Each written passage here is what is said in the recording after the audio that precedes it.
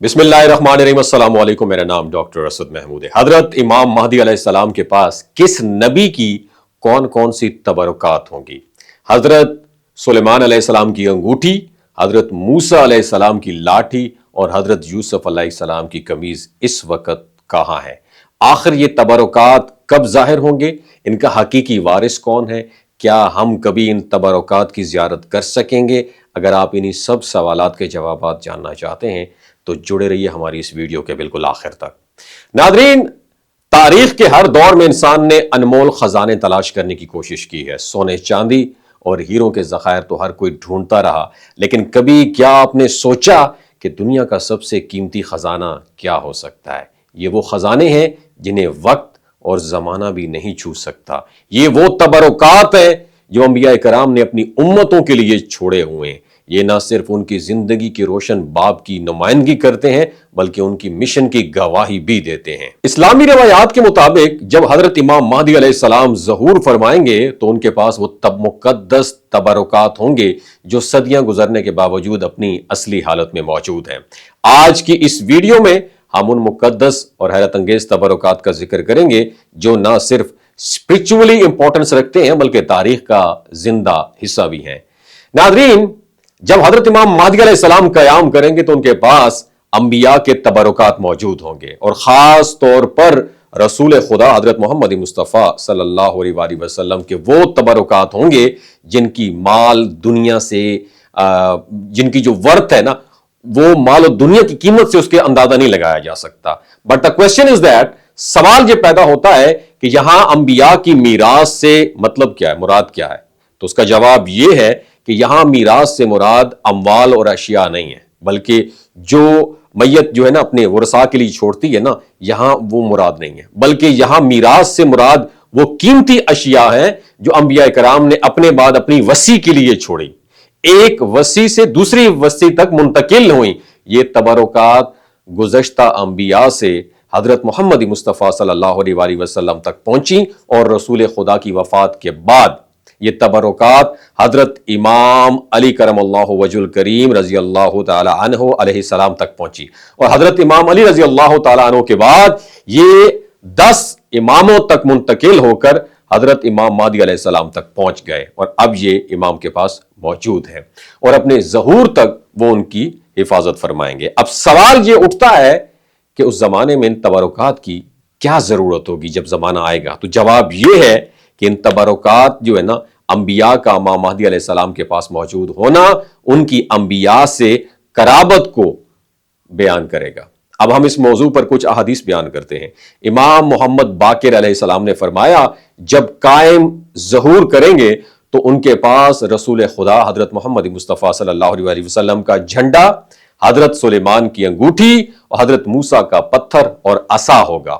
इमाम जाफर सादिक अलैहिस्सलाम से रिवायत की गई है कि आपने रसूल खुदा के झंडे के बारे में बयान करते हुए फरमाया कि रसूल खुदा ने बदर वाले दिन से लहराया था, फिर फोल्ड करके हजरत अली अलैहिस्सलाम रजी अल्लाह ताला अन्हु करमल्लाहु वजुल करीम के हवाले कर दिया। उसके बाद यह झंडा हजरत अली रजी अल्लाह ताला अन्हु के पास रहा, हत्ता के बसरा वाले दिन हजरत अली अलैहिस्सलाम ने इसे लहराया तो अल्लाह ने उन्हें फतह से नवाजा, फिर इसे फोल्ड कर दिया और वो झंडा हमारे पास है, इसे कोई नहीं लहराएगा, यहां तक कि हजरत इमाम महदी अलैहिस्सलाम कयाम फरमाएंगे और उसे लहराएंगे।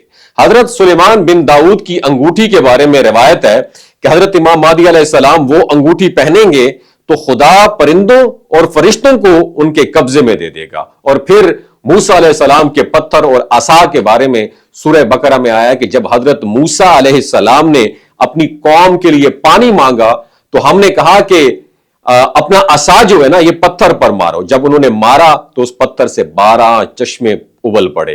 हजरत इमाम जाफर सादिक अलैहिस्सलाम ने फरमाया कि हजरत मूसा अलैहिस्सलाम का असा जन्नत के दरख्तों में से आस की टहनी है। जब उन्होंने मदाइन का रुख किया तो हजरत जिब्रील अलैहिस्सलाम उसे लेकर उनके पास आए थे। हजरत इमाम मोहम्मद बाकिर अलैहिस्सलाम ने फरमाया, जब इमाम महदी अलैहिस्सलाम खुरूज फरमाएंगे तो अपने हमरा हजरत मूसा बिन इमरान का पत्थर उठाए हुए होंगे और उसका वजन 1 ऊंट के बराबर होगा। तो वो जिस जगह पर पड़ाव डालेंगे वहां चश्मे फूट पड़ेंगे। हजरत इमाम जाफर सादिक अलैहिस्सलाम ने याकूब बिन शुएब से फरमाया کیا تمہیں حضرت قائم کی وہ قمیض نہ دکھاؤں جس کو پہن کر وہ سٹے کریں گے، قیام کریں گے؟ تو اس نے کہا جی کیوں نہیں، مجھے دکھایا جائے۔ امام نے ایک صندوق منگوایا، اسے کھولا اور اس سے گاڑے دھاگوں میں بنی ہوئی قمیض نکالی تو اس کے دائیں جانب خون لگا ہوا تھا۔ امام نے فرمایا یہ رسول خدا حضرت محمد مصطفیٰ صلی اللہ علیہ وآلہ وسلم کی قمیض ہے، آپ یہ قمیض پہنتے تھے اور قائم بھی یہی قمیض پہن کر قیام کریں گے۔ شعیب جو یعقوب بن شعیب ہیں، انہوں نے کہا کہ میں نے خون کا بوسہ لیا اور اپنے چہرے پر لگایا، پھر امام ابو عبداللہ نے اسے فولڈ کر کے میرے پاس سے اٹھا لیا۔ حضرت امام جعفر صادق علیہ السلام نے ان سے پوچھا کیا تم جانتے ہو کہ حضرت یوسف علیہ السلام کی قمیض کیا تھی؟ تو انہوں نے کہا کہ نہیں۔ تو امام نے فرمایا جب حضرت ابراہیم علیہ السلام کو آگ میں ڈالا گیا تو حضرت جبرائیل علیہ السلام یہ قمیض لے کر نازل ہوئے اور انہیں پہنا دیا، اور اسی قمیض کی وجہ سے وہ ہر قسم کی گرمی اور سردی سے محفوظ رہے۔ جب ان کی وفات کا وقت آیا تو انہوں نے یہ اسحاق علیہ السلام کو یہ قمیض پہنا دی۔ حضرت اسحاق علیہ السلام نے وہ قمیض حضرت یعقوب علیہ السلام کو دی، اور حضرت یوسف علیہ السلام پیدا ہوئے تو حضرت یعقوب علیہ السلام نے وہ قمیض انہیں پہنا دی، اور وہ قمیض انہی کے پاس رہی حتیٰ کہ ان کے ساتھ جو ہونا تھا وہ ہوا۔ حضرت یوسف علیہ السلام نے اسے صندوق سے نکالا تو حضرت یعقوب علیہ السلام نے اس کی خوشبو محسوس کی، اور قرآن پاک میں موجود ہے کہ وہ قمیض جنت سے آئی تھی۔ راوی نے عرض کیا قربان جاؤں وہ قمیض کس کے پاس ہے؟ تو حضرت امام جعفر صادق علیہ السلام نے فرمایا وہ قمیض ہمارے اپنے اہل کے پاس ہے، اور جب وہ حضرت قائم خروج کریں گے تو وہ ان کے پاس موجود ہوگی۔ پھر امام نے فرمایا ہر نبی نے جو بھی میراث علم یا کسی اور صورت میں چھوڑی ہے وہ محمد و آل محمد تک پہنچی ہے۔ حضرت امام جعفر صادق علیہ السلام نے مزید فرمایا جو قمیض رسول خدا نے جنگ احد والے دن پہنی تھی وہ حضرت قائم وہ پہنے ہوئے ہوں گے، اور پھر آپ کے پاس رسول خدا کا امامہ، زرہ اور تلوار ہوگی۔ حضرت امام محمد باقر علیہ السلام نے فرمایا کہ حضرت موسیٰ کا عصا حضرت آدم کا تھا، پھر یہ حضرت شعیب علیہ السلام کے پاس آیا، اور پھر حضرت موسیٰ علیہ السلام کے پاس آیا، اب وہ ہمارے پاس ہے۔ یہ جس طرح درخت سے جدا کیے جانے کے وقت سرسبز تھا اب بھی اسی حالت میں ہے۔ اگر اسے بولنے کے لیے آرڈر دیا جائے تو یہ بولتا ہے، اور یہ ہمارے قائم کے لیے بنا ہوا ہے، وہ اسی سے کام لیں گے جو حضرت موسیٰ بن عمران نے اسے لیا تھا۔